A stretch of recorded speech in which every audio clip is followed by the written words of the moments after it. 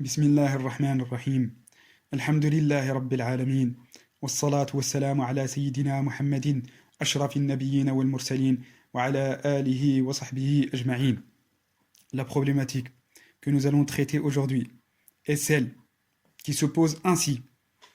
Est-il possible de savoir et de connaître les récompenses de tel ou tel acte surérogatoire par autre que les moyens de la législation, c'est-à-dire par autre que les textes établis, c'est-à-dire le Coran et la Sunna.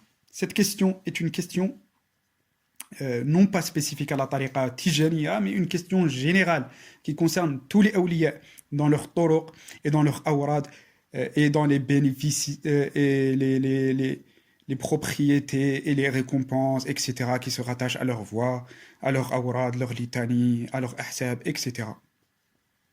Donc c'est une question qui se pose pour tous les gens du tasawwuf et non pas seulement pour notre tariqa tijaniya, bien que c'est la question qui est généralement, indirectement la question centrale utilisée par ceux qui veulent s'attaquer à la tariqa tijaniya, puisque les cadres spécifiques, c'est-à-dire les questions spécifiques du bénéfice de tel ou tel acte, ou de telle spécificité de la tariqa, ou de telle ou telle spécificité de l'évocation de cette tariqa, ou de Salat al-Fatih, ou autre, ce sont des applications spécifiques et particulières à cette règle générale dont nous proposons de répondre aujourd'hui. Et pour répondre, par rigueur, nous allons utiliser ce qui est pour les concepts que nous allons faire jouer dans cette affaire, c'est-à-dire en particulier la définition de la législation et du fait de légiférer, le tashri', et la définition du kashf et de l'ilham, de l'inspiration et du dévoilement spirituel. Nous allons utiliser les définitions qui sont posées par les savants de l'aqida et de usul al-fiqh, puisque la question de la législation est une question qui découle de cette science. Et le kashf et l'ilham sont une question de tasawwuf, mais qui sont une question plus globale de ilm kalam et de l'aqida, du point de vue où c'est la question qui se rattache aux moyens de la connaissance, qui sont l'un des chapitres, ou qui est l'un des chapitres traités en premier chez les mutakallimin. Donc, on répondra via leur définition, et en particulier via l'imam des Usuli, chez nous, dans notre madhhab maliki, qui est l'imam Shihab ad-Din al-Qarafi, radiyallahu anhu, bien que ce qu'il dit est en réalité une définition commune à tous les Usuli, avec quelques détails près. Et pour le Kashf al-Ilham, nous utiliserons la définition donnée par l'imam Fakhr ad-Din al-Razi, radiyallahu anhu, dans son tafsir Mafatih al-Ghayb. Donc, la question, on va d'abord la diviser en deux. La question qui est, peut-on savoir les récompenses qui se rattachent à tel ou tel acte d'adoration surérogatoire? La première question qui se pose, c'est est-ce que la récompense, la rétribution, le bénéfice de tel ou de tel acte font partie de la législation, du tashri', qui est, comme il est connu de tous dans l'aqida, spécifique au prophète ou au messager, c'est-à-dire c'est Allah Azza wa Jal seul qui légifère, et c'est seulement du droit des prophètes et des messagers, alayhimus salatu wassalam, par la voie de la révélation, et uniquement de la révélation, le wahi, de poser les règles posées par Allah Azza wa Jal, ou de les clarifier, de les transmettre.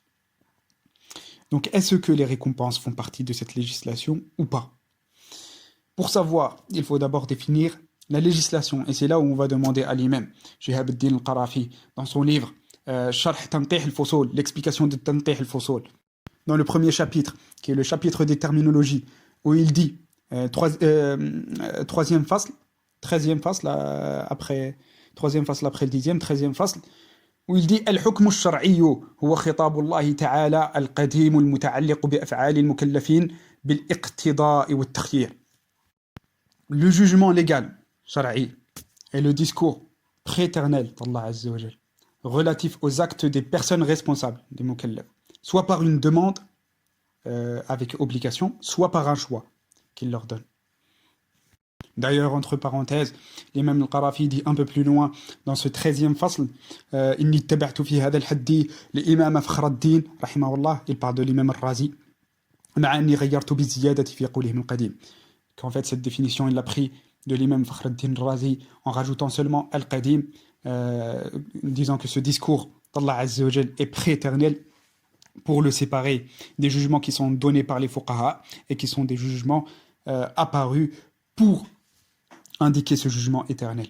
Et donc, les règles qui sont chez les fuqaha correspondent à ce discours, ou en tout cas le clarifient d'une manière ou d'une autre dans le cadre du cercle de l'ijtihad. Mais ce n'est pas la question ici. La question étant que cette définition pose ce qui est traité par rapport aux actes des serviteurs. Ce qui est traité par rapport aux actes des serviteurs dans la législation, c'est uniquement la demande d'obligation ou le choix, c'est-à-dire les jugements qui sont du type si c'est autorisé, préférable, obligatoire, détestable ou interdit, rien d'autre. Et non pas les récompenses, et non pas la valeur des récompenses. Non pas la valeur des récompenses. Alors bien sûr, si une personne amène un acte d'adoration qui n'a pas été posé par Allah Azza wa Jal comme étant un acte d'adoration et qu'il lui attache une récompense, alors il est en train de poser indirectement que cet acte est un acte d'adoration. Alors là, le problème viendra non pas de la récompense, mais du fait que celle-ci implicitement indique l'existence de cet acte comme un acte d'adoration déjà posé par Allah Azza wa Jal. Ce qui est évidemment interdit et contraire à l'aqidah, et c'est la définition même de l'innovation. Cependant, ce que les maîtres soufis ont dans leur tariqa n'est rien d'autre que l'évocation d'Allah Azza wa Jal par l'istighfar, par salat al-nabi et par la ilaha illallah en spécificité chez nous, et par d'autres formes de adkar et par la lecture du Coran. Et la tarbiya est quelque chose qui est connu parce que ce n'est que le suivi de la sunna du messager sallallahu alayhi wa sallam avec ses compagnons radiyallahu anhum à un degré ou à un autre. Donc ils n'introduisent pas un nouvel acte. Donc lorsqu'ils parlent de récompense par rapport à ces actes, ils ne sont pas en train de poser et la récompense et l'acte, ils ne sont qu'en train de faire montrer, de découvrir la récompense par rapport à un acte déjà établi par la loi d'Allah Azza wa Jal. Déjà établi par la loi d'Allah Azza wa Jal. Donc, lorsque vous savez que Salat al-Fatih, que les awrad de la tariqa tijaniya, et que tout le reste, parmi les spécificités de l'adoration d'Allah Azza wa Jal, est le cheminement sur son sentier selon ce qui est conforme à la sunna. Tout ceci, ce sont des actes qui ont été posés par la loi dans la généralité et qui ont été spécifiés plus tard, mais qui sont posés par la loi dans leur généralité. Leur récompense ne fait pas partie de la législation. Leur récompense ne fait pas partie du tashri' au sens qui est voulu chez les usuli. Leur législation n'est pas quelque chose qui est spécifique. Leurs récompenses ne font pas partie de la législation spécifique au prophète. Donc elles peuvent être connues par autre que les moyens de la révélation. Ainsi, nous répondons à la première question. Nous avons une seconde question après celle-ci, et qui est: quels sont les moyens chez vous de savoir ces récompenses, car elles sont des réalités immatérielles et qui ne peuvent donc pas être perçues ni par les moyens des sens, ni par les moyens du raisonnement, ni par les moyens de l'khabar sadiq, de l'information véridique telle qu'elle est définie chez le mutakallimin. Nous disons qu'il y a d'autres moyens, et qu'il y a un moyen par lequel la science et la connaissance se fait, qui est le kashf. Et celui-ci devra être traité indépendamment de cette question. Donc nous n'allons pas particulièrement détailler cette question ici, ce n'est pas l'objet, mais nous allons simplement citer comment l'imam Fakhr ad-Din al-Razi, radiyallahu anhu, détermine ce qu'est le kashf. Nous lisons ce qu'il dit. Dans le deuxième type, dans son tafsir Mafatih al-Ghaib, sur sa parole Azza wa Jal, dans Surah Al-Kahf, وَعَلَّمْنَاهُ مِن لَدُنَّا عِلْمًا, nous lui avons appris une science provenant de nous, expliquant les différents types de sciences. Il cite une autre nature de science et il dit: النوع الثاني, le deuxième type est que أن يسعى الإنسان بواسطة الرياضات والمجاهدات في أن تصير المعاني الحسية والخيالية ضعيفا فإذا ضعفت قوية القوة العقلية وأشرقت الأنوار الإلهية في جوهر العقل. Que la personne, par les moyens de l'effort et de l'adoration, cherche à rendre les sens matériels et les imaginations tellement faibles que lorsque celles-ci faiblissent, la force de la raison profonde s'illumine par les lumières divines dans la substance de la raison. Et voilà la partie la plus importante. وحصلت المعارف وكملت العلوم من غير واسطة سعي وطلب في التفكر والتأمل. Alors se réalisent les connaissances et s'accomplissent les savoirs sans les moyens de la recherche et de la demande par la réflexion ou la méditation ou autre. وهذا هو المسمى بالعلوم اللدنية. Et ceci est ce que nous nommons les sciences provenant d'Allah ou les sciences inspirées. Donc ceci est la définition des sciences inspirées chez nous. Lorsque le miroir intérieur du serviteur est lavé de l'impureté du regard d'autre que Allah Azza wa Jal et de l'impureté du détournement vers autre qu'Allah Azza wa Jal, les lumières d'Allah Azza wa Jal se reflètent dans son miroir intérieur et alors il sait, sans avoir besoin de réflexion, c'est-à-dire argumenter et poser étape par étape, prémisse par prémisse, comme c'est le cas chez nous, il peut savoir alors des informations qui d'ailleurs ne peuvent même pas être obtenues par ces moyens-là.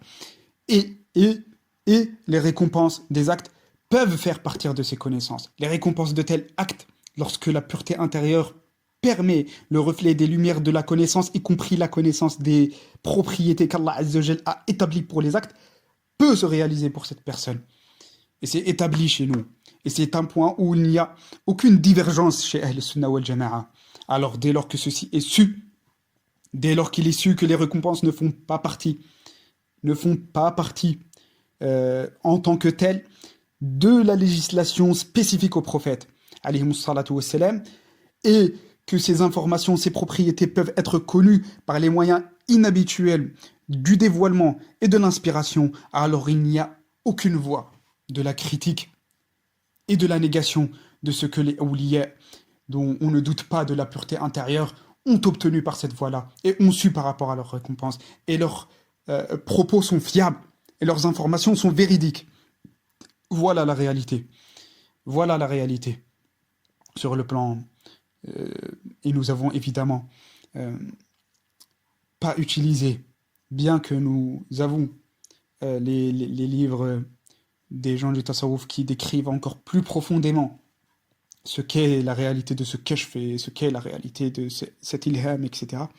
Mais nous avons voulu nous limiter aux savants qui sont communément admis, à l'imam des Ash'ari, Sayyidina Fakhr al-Din al-Razi radiyallahu anhu, et à l'imam des Usuli, Sayyidina Shihab al-Din al-Qarafi radiyallahu anhu, bien que ce qu'ils disent est évidemment l'évidence même, mais nous le répétons, nous utilisons leurs propos pour que les gens sachent et comprennent bien que ceci est la position de Ahl Sunnah wal Jama'a, contrairement à ce que affirment d'autres parmi les ignorants. Wal'iyadhu billah, wal'iyadhu billah. Alhamdulillahi wa kafa. Wa sallallahu wa sallam ala sayyidina Muhammadin, النبي المصطفى وعلى آله وصحبه ومن اقتفى أثره إلى يوم الدين. اللهم صل على سيدنا محمد الفاتح لما أغلق والخاتم لما سبق ناصر الحق بالحق والهادي إلى صراطك المستقيم وعلى آله حق قدره ومقداره العظيم.